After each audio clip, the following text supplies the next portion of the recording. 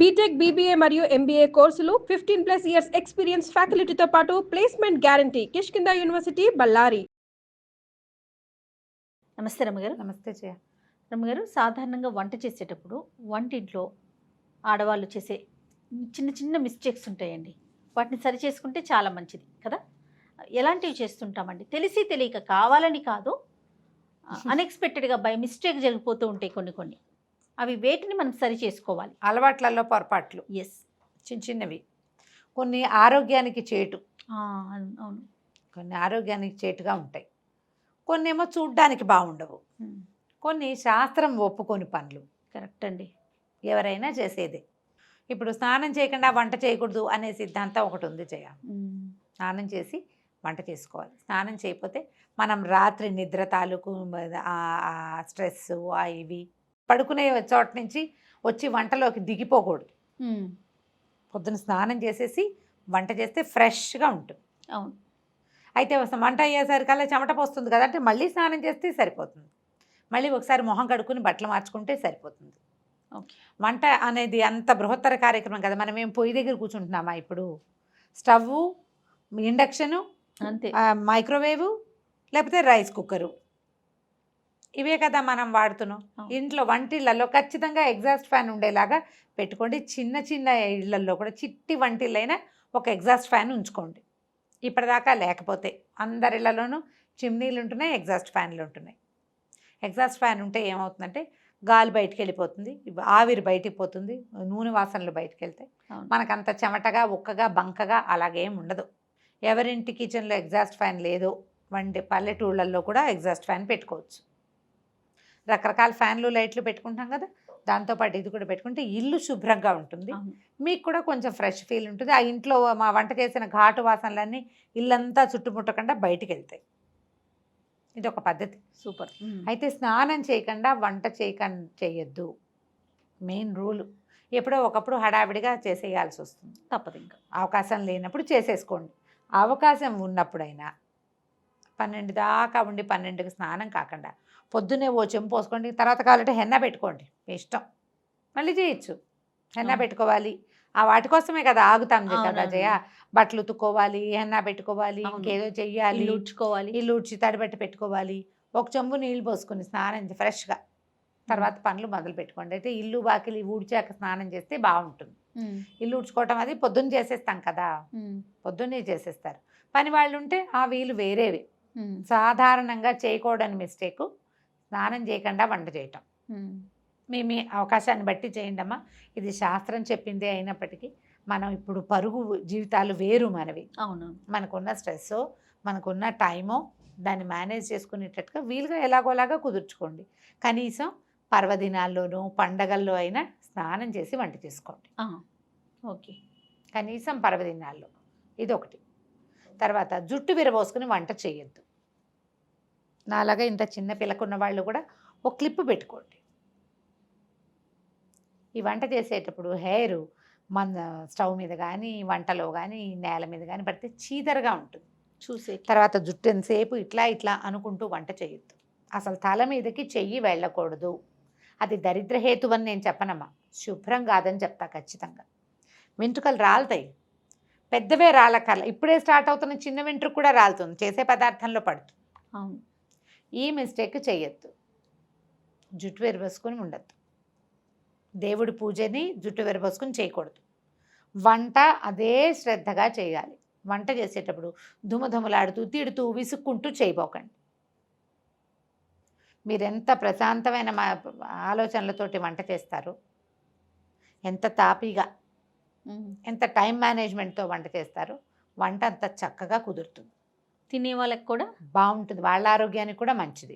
మన భర్త, మన పిల్లలే తింటారు ఎక్కువగా.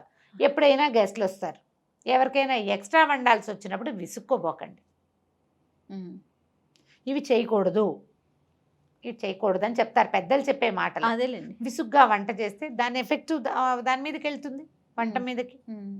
రుచి కుదిరినా కూడా మన మనసు అందులో లేదు. అవును కదా. రుచి కుదరచ్చు, ఒక్కొక్కసారి కుదురుతుంది. మనకు వంట బాగా చేయి తిరిగిన వంట అయితే ఆ నిద్రలో వేసిన తాలింపులు, ఉప్పు, కారాలన్నీ సరిగ్గానే ఉంటాయి. ఫోకస్డ్గా చేయండి వంట. వంటిల్లు శుభ్రంగా ఉంచుకోండి.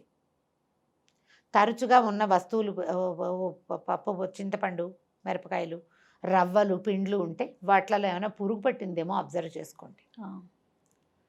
వంటింట్లోకి కొంచెం ఎండ, గాలి, వెలుతురు తగిలేలాగా ఉంచండి. ముందు దేవుడి గది ఎంత శ్రద్ధగా తుడుచుకుంటామో అట్లా శ్రద్ధగా వంటలు తుడవండి. రోజుకు 2 సార్లు తడిబట్ట పెట్టడం మంచిది. వంటింట్లో కాస్త నీళ్ళు చల్లి తుడుచుకున్నా సరే అంతే. స్టవ్ తుడవకుండా, గట్టు తుడవకుండా రోజువారీ వంట చేయొద్దు. పొద్దునే కుదరలేదు 9 గంటలకైనా సరే, 9ంటికి కుదరలేదు మధ్యాహ్నం అయినా సరే, మధ్యాహ్నం కుదరలేదు రాత్రి అయినా సరే, ఖచ్చితంగా కిచెన్ గట్లు అవి తుడుచుకోండి. ఆ గట్టు తుడిచేటటువంటి క్లాతుల్ని రెగ్యులర్గా మార్చేసేయండి. దాంట్లో చాలా జర్మ్స్ ఉంటాయి. సింక్ క్లీన్గా ఉంచుకోండి.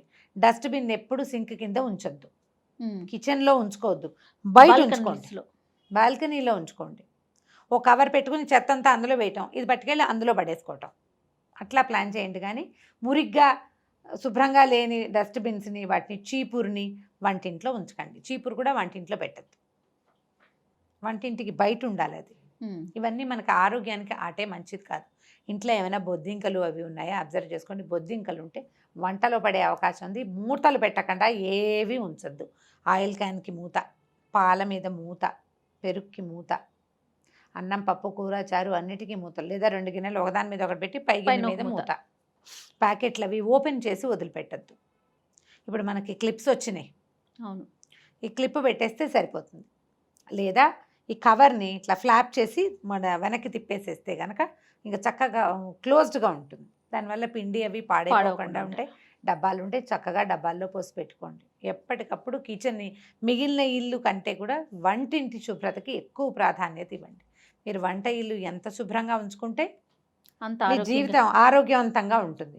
తర్వాత కిచెన్ సింకుల్లో రిపేర్లు ఉంటే, నీళ్లు కింద కారిపోతుంటే ఇమీడియట్గా ప్లంబర్ని పిలిచి ఆ పని చేయించేసుకోండి. జ్ఞాపకం పెట్టుకోండి, మనం వేస్ట్ చేసే బొట్టు నీళ్లు మన డబ్బు అట్లా వృధా అవుతుంది. కిచెన్లో ఎప్పుడు తడిగా చెమ్మగా ఉంటే ఫంగస్ ఫామ్ అవుతుంది. ఎప్పుడు శుభ్రంగా ఉంచుకోవాలి, డ్రైగా ఉండాలి కిచెన్. వంటిల్లు ఎప్పుడు డ్రైగానే ఉండాలి. శుభ్రంగా ఉంచుకోండి. దాన్ని శుభ్రంగా ఉంచితే ఇక మీరు ఏ తప్పులు చేయరు. ఇవే మనం చేసే పొరపాట్లు చేయాలి. దైనందిన జీవితంలో మనం ఈ పొరపాట్లే చేస్తాం. నూనె వేస్తామా, నూనె చేత్తో డబ్బాలు ముట్టుకుంటూ ఉంటాం. అందుకని ప్రతి నెల డబ్బాలన్నీ శుభ్రంగా తోమించుకుని పెట్టుకోవటం. ఓ పదార్థం అయిపోయింది, దాన్ని తోమి ఎండని వెళ్ళబెట్టుకుని ఇక శుభ్రంగా తుడుచుకుని మళ్ళీ ఫ్రెష్ వస్తువు పోసుకోండి. ఆ 1 కేజీన్నర 2 కిలోలు కందిపప్పు అయిపోయాక అదే డబ్బాలో మళ్ళీ కందిపప్పు పోయొద్దు. ఏదైనా పురుగు పట్టే అవకాశం పాత కందిపప్పు వల్ల ఉంటుంది. అయిపోగానే డబ్బా కడుక్కోవాలి. మొత్తం అన్నీ ఒకేసారి అయిపోవు కదా, కొంచెం ముందు వెనకగా అవుతాయి. డబ్బా అయిపోతే శుభ్రంగా కడిగేసుకోవటం, దాంట్లో చేయటం. ఎప్పటి డబ్బా అప్పుడు. ప్లాస్టిక్ వాడకాన్ని తగ్గించండి కిచెన్లో. చేయగలమా? ట్రై చేయాలి రమ్మగారు. ట్రై చేయాలి. చాలా వరకు చేయొచ్చు. ఎందుకంటే ఇప్పుడు మనకి స్టీల్ డబ్బాలు వచ్చేస్తున్నాయి కదా, బాగా గ్లాస్ జార్స్ బాగా మధ్య ప్లాస్టిక్ ఒక ఫ్యాషన్ అయింది కదా రమ్మగారు. ఇప్పుడు అవేర్నెస్ వచ్చింది, వద్దు మళ్ళీ మనం పాత పద్ధతిని ఫాలో అవుతాం అనేసి. కావాలంటే స్టీల్ డబ్బాల మీద పేర్లు పెట్టుకోవటమే అంతే. లేదా సైజుల వారీగా ఉంచుకుంటే ఈ సైజ్ దాంట్లో ఇది, ఈ సైజ్ దాంట్లో ఇది అని మనకు జ్ఞాపకం. ఎవరి వంటింట్లో వాళ్ళకి తెలిసిపోతుంది డబ్బా చూస్తే, కొత్త వాళ్ళకే అర్థం కాదు. అదే చింతపండు, ఉప్పు లాంటివి స్టీల్ వాటిలలో వేయకుండా గ్లాస్ బాటిల్లో వేసి పెట్టుకోండి, గ్లాస్ జార్లో పెట్టుకోండి. పింగాణివి దొరుకుతాయి మనకు, చక్కగా దొరుకుతున్నాయి కదా. అట్లా ఏదైనా అంటే మనం ప్రధానంగా ఏంటంటే ఈ తప్పుల వల్లే మనకి అనారోగ్యం రావడానికి అవకాశం ఉంటుంది. అవును, మురికి, దుమ్ము, పాత వస్తువు ఉండిపోవటం, పాత ఉన్న దాంట్లోనే వేయటం, పురుగు పుట్టి పై వస్తువు పాడైపోవటం. ఎప్పటికప్పుడు కందిపప్పు, మినపప్పు, శనగపప్పు, పెసరపప్పు, పల్లీలు, ఎండుమిర్చి వీటిని చెక్ చేసుకోండి. ఎక్కువ తెచ్చామనుకో అడుగు వస్తువు పాడైపోవడానికి అవకాశం ఉంటుంది. ఎక్కువ అయితే కనుక నేనైతే ప్యాక్ చేసి ఫ్రిడ్జ్లో పెట్టినాను జయ. ఎందుకు అబద్ధం చెప్తాం, ఫ్రిడ్జ్లోనే ఉన్నాయి. అవునా? మా రవ్వలు మెట్రో నుంచి తెచ్చాను అనుకో, ఒకవేళ అప్పుడు మరి రవ్వ బయట పెడితే పురుగు పడుతుంది. మొత్తం మా ఫ్రిడ్జ్ పెద్ద బీరువాలాగా ఉంటుంది, బీరువాలో దోసి పెట్టుకోవటం. ఏం చేస్తాం? తప్పట్లేదు రమ్మగారు, ఏ వస్తువైనా పాడైపోతుంది. తప్పట్లేదు. ఎండు మిరపకాయలకి వెల్లుల్లికి కూడా పురుగు పడుతుంది అంటే చూడండి, మరి పురుగు పడుతుంది. మీరు వస్తువులు ఏమైనా తడి బట్టలు అలాంటివి ఉంచబోకండి. తడి వస్తువులు ఉంచొద్దు. పాడైన వస్తువు ఇమీడియట్గా డిస్పోజ్ చేసేయండి. రేపు ఎప్పుడో బాగు చేద్దామని అనుకున్నామంటే ఆ పప్పులలో ఉన్న పురుగులు మిగిలిన వాటికి పట్టేస్తాయి. బయట పెట్టేయండి ఎండలో. బాల్కనీ అవకాశాలు ఉంటే బాగుంటుంది. మళ్ళీ కొత్తగా ఫ్లాట్లు కట్టుకునే వాళ్ళు, కొత్తగా ఇళ్ళు ఏర్పాటు చేసుకునే వాళ్ళు మంచి వెంటిలేషన్ చూసుకోండి కిచెన్కి. బాల్కనీలోకి కిచెన్కి డోర్ ఉంటేనే మంచిది, మనకి గాలి వెలుతురు వస్తాయి. అవును. ట్రై చేసి చూడండి. ఇప్పుడు ఇవన్నీ అందరికీ తెలిసినవే, నేను కొత్తగా చెప్పినవి ఏమీ లేవు. ఏమైనా 1-2 టిక్కులు పెట్టుకుంటే కనుక ఆ టిక్స్ని సరి చేసుకోండి. ఇవందరికీ తెలిసిన మాటలే, కొత్త మాటలు ఏం చెప్పట్లేదు. నేనైతే స్ట్రిక్ట్లీ 2 విషయాలు నాకు చెప్పాలనిపించేది ఏంటంటే, శుభ్రంగా ఉండి వంట చేయండి, మురిగ్గా వంట చేయొద్దు. శుభ్రమైన ఇంట్లో వంట చేయండి, అది మీకు మంచిది, ఇంట్లో వాళ్ళకి మంచిది. రైట్. నమస్తే. నమస్తే జయ.